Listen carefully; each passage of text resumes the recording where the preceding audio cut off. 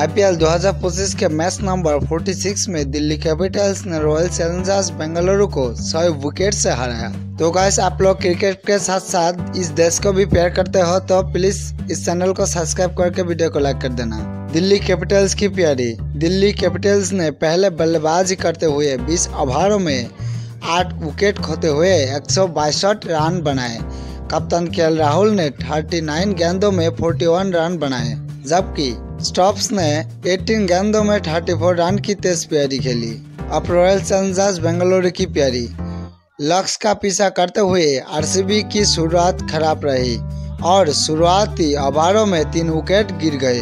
हालांकि विराट कोहली और कुणाल पांड्या ने पारी को संभाला।